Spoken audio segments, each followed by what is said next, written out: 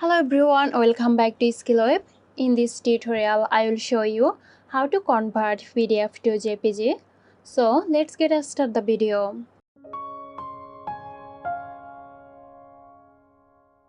Open your web browser and search by typing PDF to JPG.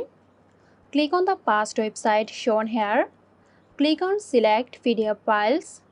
Locate and find your PDF file you want to convert. Click on open. Choose the image quality. Now click on convert to JPG. It's converting. Now click on download to JPG images. Okay, download is complete. Now if we open this file, you can see that this PDF file has been converted into JPG images. So that's it. I hope this video helped you out.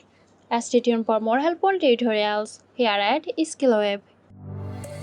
This video is sponsored by Zerosoft. Zerosoft offers graphic design, UI UX design, digital marketing and web development. Elevate your brand with Zerosoft today. For more details, check the description box.